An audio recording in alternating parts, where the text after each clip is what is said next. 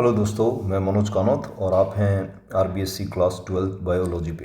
अब हमारा जो चैप्टर चल रहा है sexual reproduction in flowering plants, उसी में हम आगे बात करते हैं। अब देखिए, हमारा जो मेल रिप्रोडक्टिव पार्ट्स है फ्लावर का वो ऑलमोस्ट कंप्लीट हो चुका है और अब हम आगे बढ़ रहे हैं and will cover the next. This is called as female reproductive part. So now we have female reproductive unit.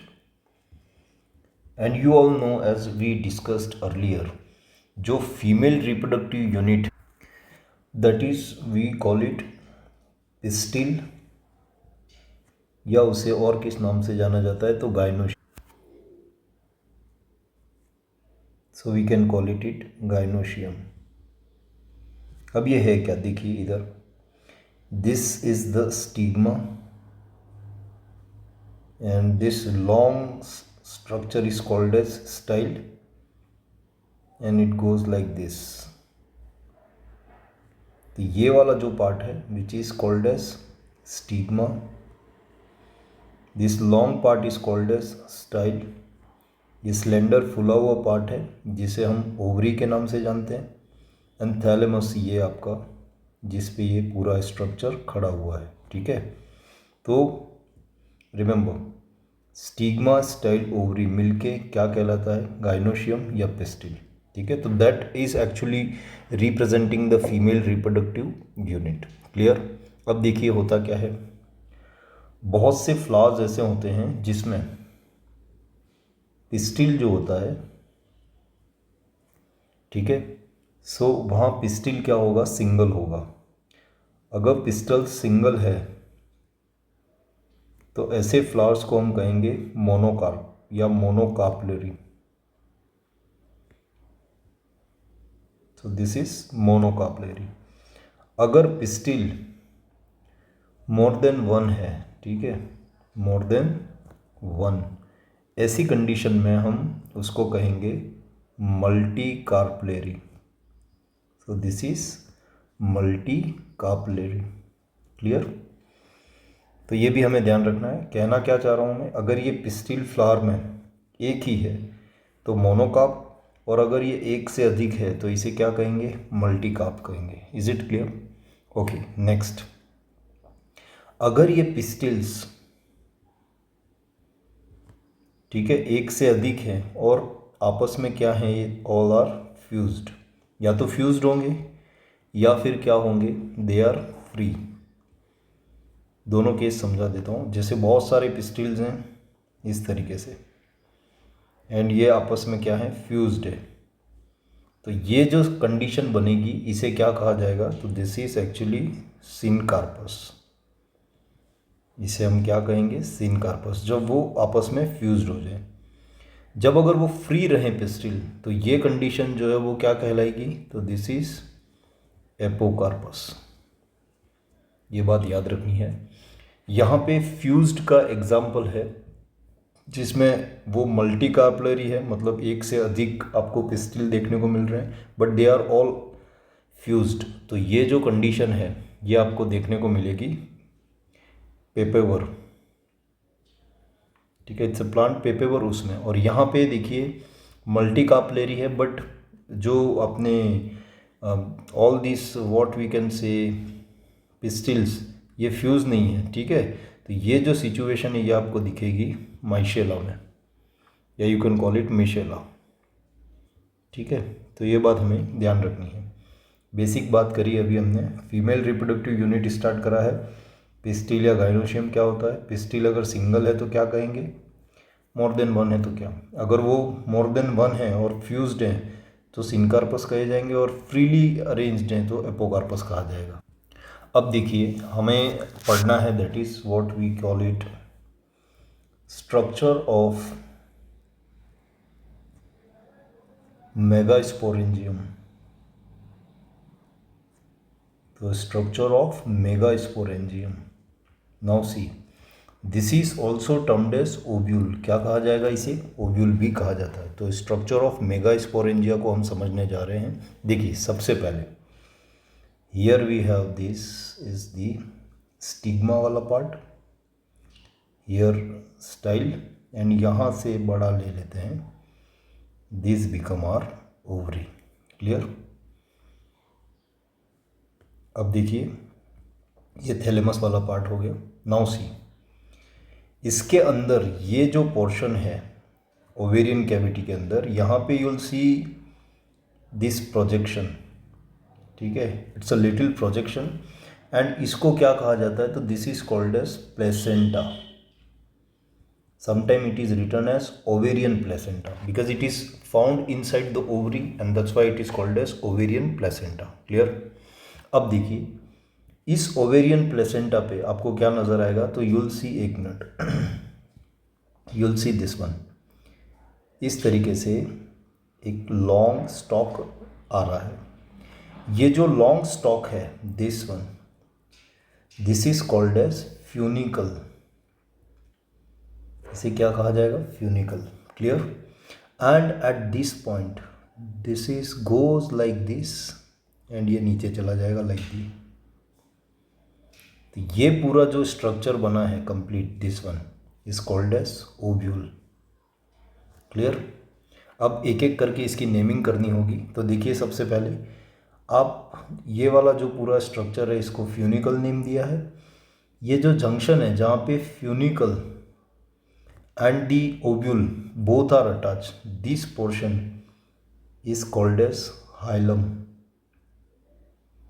क्या कहा जाएगा सर, हाइलम।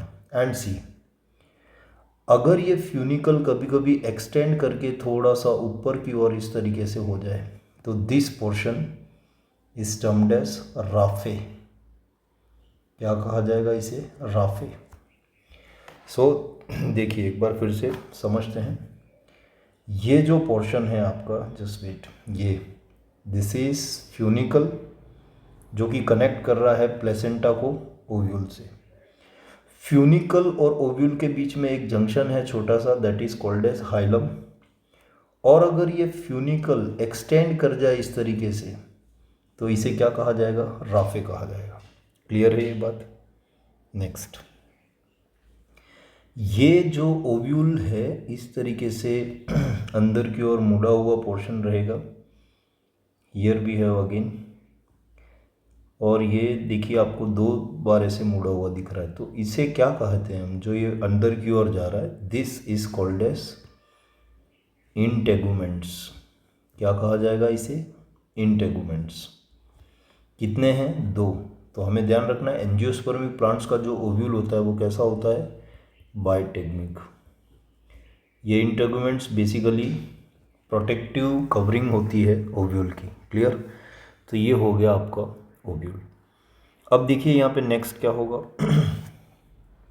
ये जो पूरा पार्ट है, ठीक है, यहाँ पे ये जो ओपनिंग नज़र आ रही है आपको, this is called as micropyle. कौन सा रीजन है ये, माइक्रोपाइल रीजन। एंड आप देखिए अबव ये वाला जो पोर्शन है, दिस इज कॉल्ड एज चैलेजा।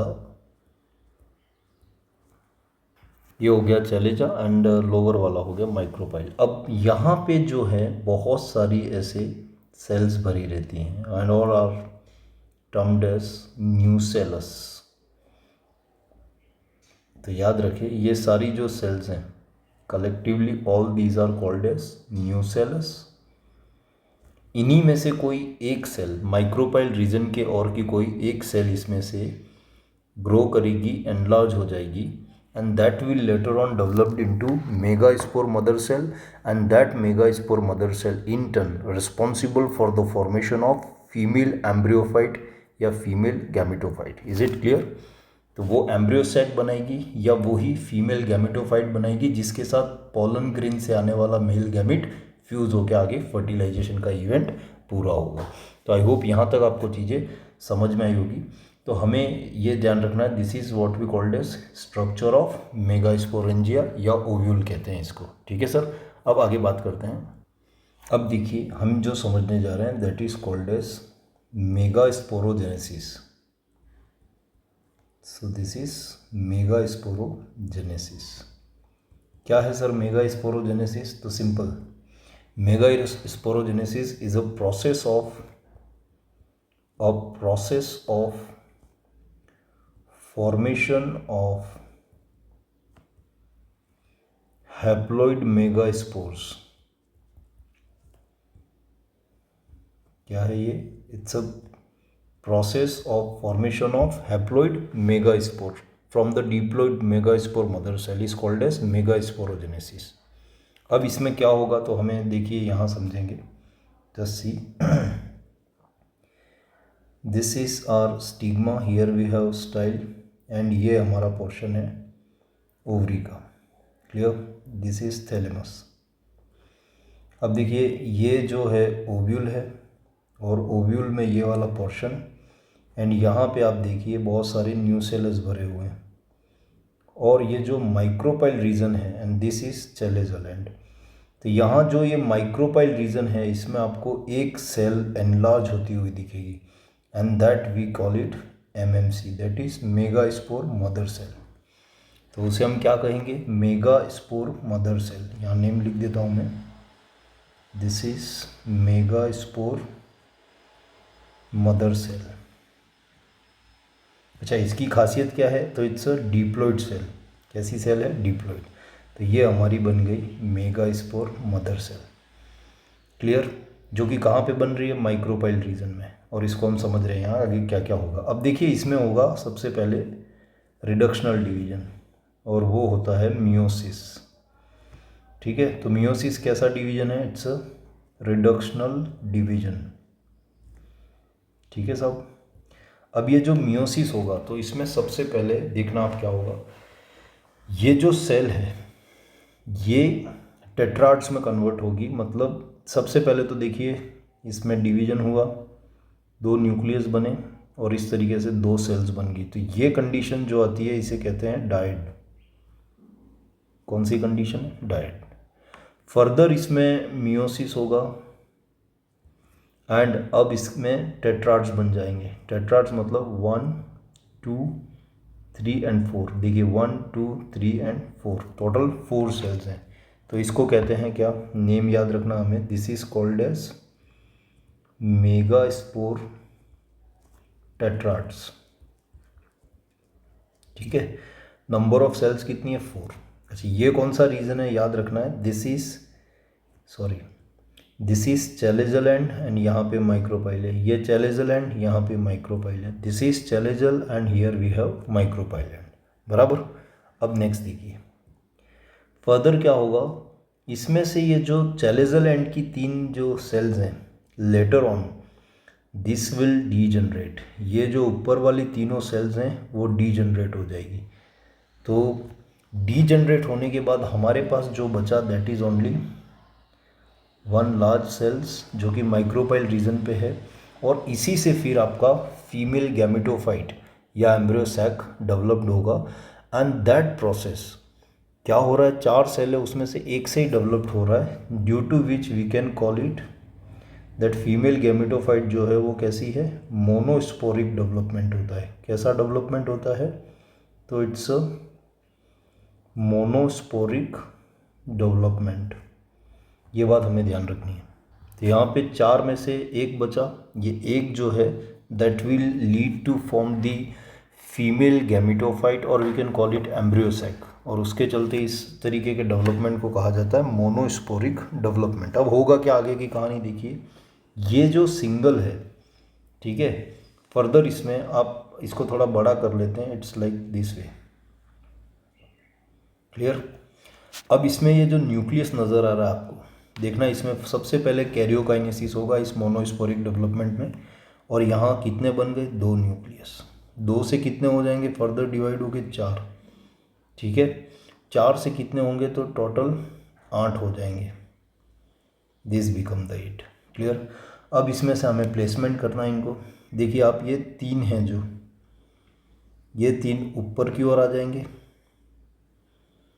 ठीक? इसके बाद ये 3 जो हैं वो नीचे की ओर आ जाएंगे, और बीच में ये 2 बच गए, ये एज इट इज़ रहेंगे। तो इसको देखते हैं कैसा है, आप ज़रा समझने की कोशिश करना। This become the embryo sac. यहाँ बीच में 2 एज इट इज़ हैं, 3 ऊपर चले गए, 1 2 3। ये 3 नीचे आ गए, 1 2 एंड 3 बराबर। सो टोटल यहाँ पे कितने न्यूक्लियस नज़र आ रहे हैं? 8।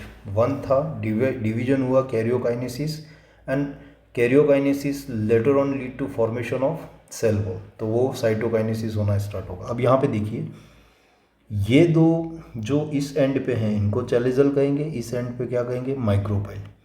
अब होगा क्या सर, यहाँ पे 1 एंड दिस इज 2 एंड बीच में ये एनलार्ज सेल बन रही है, this is the third one. आगे यहाँ चैलिजल एंड पे देखिए 1 2 एंड वी हैव दिस 3। इन तीनों सेल्स को क्या नाम देंगे? तो this is called as antipodal cells. इनको क्या कहा जाएगा? Antipodal cells. हैप्लॉइड सेल्स हैं। ये वाला जो पोर्शन है दोनों बीच में, these are called as polar nuclei.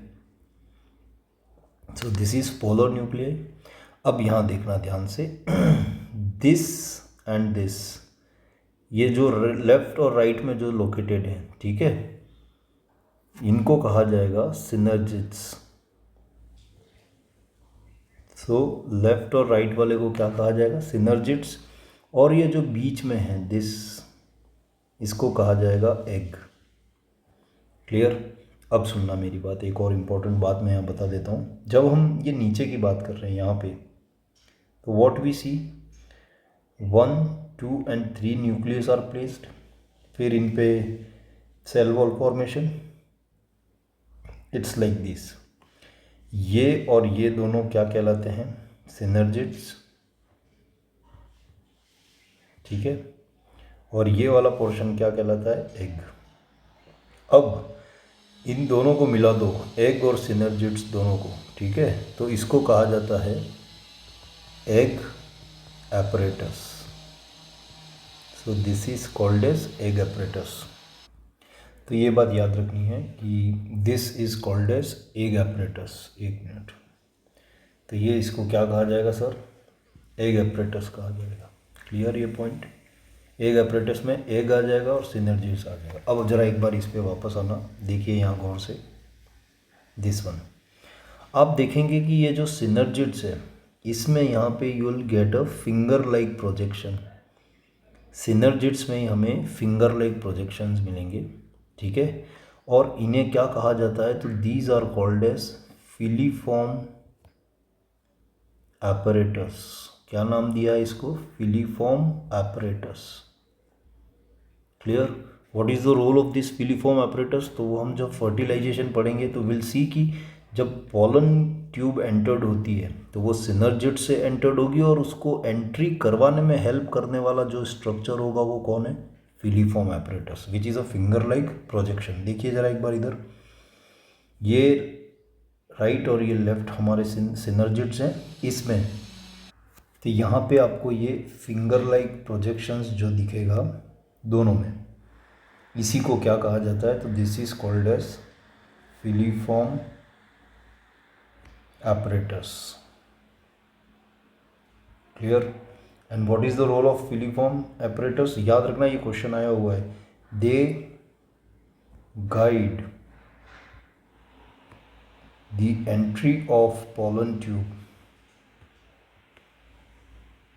tubes, that's what you have to remember, that's it, into embryo sac. Clear?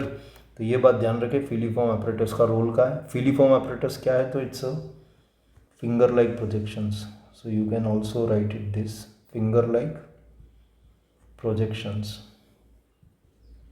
Clear ये पॉइंट? ठीक, so they are finger like projections, filiform apparatus कहते हैं, and they guide entry of pollen tube inside the structure. Done?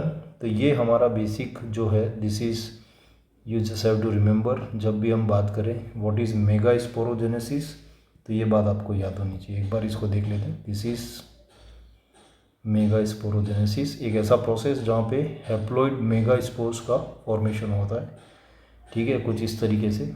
फिर इसमें से ये monosporic development क्यों कहा? तो 4 में से एक ही बचा, और वो एक जो है वो क्या लेके आएगा हमारे लिए? एम्ब्रियो सैक या फीमेल गैमेटोफाइट कहते हैं। और इस इवेंट जिसमें ये एक से फिर यहाँ से यहाँ तक की जर्नी है, इसे एक और नाम से भी जाना जाता है, that is called as mega gametogenesis, mega gametogenesis. ठीक है, एक बार मैं क्विकली और रिवाइज करवा लेता हूँ तो you will be able to understand easily. देखिए सबसे पहले ये हम बनाते हैं एक स्ट्रक्चर, क्लियर। यहाँ पे एक न्यूक्लियस है, माइटोटिकली डिवाइड हुआ 2 बने, फिर माइटोटिकली डिवाइड हुआ 4 बन गए, फिर ये चारों माइटोटिकली डिवाइड होंगे तो टोटल 8 बन गए। अब इसमें से हमें क्या करना था, 3 को हमें प्लेस करना है ऊपर चैलेजल एंड पे, 3 को हमें प्लेस करना है नीचे माइक्रोपाइल रीजन में, बराबर। जो 2 बीच में बटे वो सेंटर सेल में ही रहेंगे, वहीं रहेंगे। क्लियर ये बात, अब आ जाइए आगे। अब जैसे ही हम इनको प्लेस करते हैं तो यू विल सी कि 1 2 एंड 3 आ गए। अब यहाँ पे आप देखिए ये वाला रीजन 1 2 एंड 3, क्या कहा था इसको मैंने, तो दिस इज एंटीपोडल सेल्स। क्या कहेंगे इसको, एंटीपोडल सेल्स। अच्छा, ये जो बीच में रहेंगे 2 न्यूक्लियस, उन्हें क्या कहा जाएगा, तो we call it them polar nuclei. तो these are called as polar nuclei. अच्छा, ये क्या कहे जाएंगे जो यहाँ है, दिस एंड दिस। तो देखिए 1 is like this, another is that, and ये बीच में एग है, तो दिस इज एग। और ये दोनों जो राइट और लेफ्ट में है इनको कहा जाएगा सिनर्जिड्स। और इसमें मैंने क्या बनाया था, तो रिमेंबर दिस, यहाँ पे आपको फिंगर लाइक प्रोजेक्शन दिखेगा सिनर्जिड्स में, और इन्हें कहा जाता है filiform apparatus. So this is filiform apparatus। Clear बात, समझ में आ गया। और ये पूरा जो स्ट्रक्चर बना है दैट इज व्हाट, तो it is actually female gametophyte. This is female gametophytes, ठीक है। या इसी को क्या एक नाम से जाना जाता है, तो we can also call it embryo sac. Done. तो ये आपको इस तरीके से याद रखना। अब आगे हम इसको फर्टिलाइजेशन में और डिटेल में पढ़ने वाले हैं। तो आई होप ये क्लियर हो गया होगा आपको कहाँ क्या है और क्या नहीं। अच्छा, एक चीज़ और यहाँ पे और लिख देते हैं, ये और ये दोनों मिला लो, एग और सिनर्जिड्स। तो क्या बोला था मैंने, this is called as egg apparatus। ठीक है सर, तो ये बात आपको ध्यान रखनी है। अब इम्पॉर्टेंट बात क्या है, ये जो सेल है इसको आप ऑब्जर्व करिए, फीमेल गैमेटोफाइट जो होता है, इसमें आप देखिए नंबर ऑफ, इसमें सबसे पहले चैलेजल एंड पे आप न्यूक्लियस काउंट करिए, 1 2 एंड 3, बीच में 2, 4 एंड 5, 6 7 और 8। तो टोटल इसमें कितने न्यूक्लियस हैं, 8 न्यूक्लिएट। क्लियर। एंड सेल्स कितनी है, तो देखिए 1 2 3 4 5 6, और ये पूरी के पूरी एनलार्ज सेल्स, टोटल कितनी सेल हो गई, 7।